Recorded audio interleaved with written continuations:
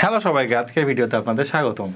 আজকে আমরা কথা বলবো আপনাদের Amazfit বিপিইউ প্রো নিয়ে।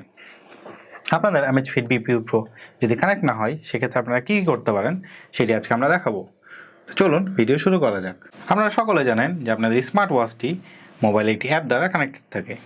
Amazfit-এর জন্য আপনাদের ইউজ করতে হবে জেপ অ্যাপ। তো আপনাদেরকে প্রথমে দেখে নিতে হবে যে আপনাদের স্মার্ট ওয়াচটি আপনাদের স্মার্টফোন দ্বারা কানেক্টেড আছে কিনা। যদি না থাকে সেক্ষেত্রে আপনাদের কানেক্ট করে নিতে হবে। আপনাদের স্মার্ট ওয়াচটি যদি এভাবে কানেক্ট না হয় তাহলে আপনাদেরকে বিভিন্ন স্টেপ ফলো করতে হবে। প্রথমে আপনারা যেটি করতে পারেন সেটি হলো আপনাদেরকে মেক শিওর করতে হবে যে আপনার স্মার্ট ওয়াচটি অন্য কোনো ডিভাইসের সাথে কানেক্টেড আছে কিনা।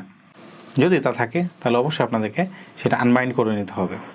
এবার আপনাদেরকে যেটি করতে হবে আপনাদেরকে চলে যাবে সেটিংসে, এবং সেটিংসের নিচে পেয়ে যাবেন সিস্টেম যাওয়ার পর আপনারা এটিকে রিসেট করে নিতে পারেন অথবা ফ্যাক্টরি রিসেট করে নিতে পারেন। ক্লিক করার পর আপনারা এখানে টিক মার্ক পাবেন, লাইক ইয়েস অর নো।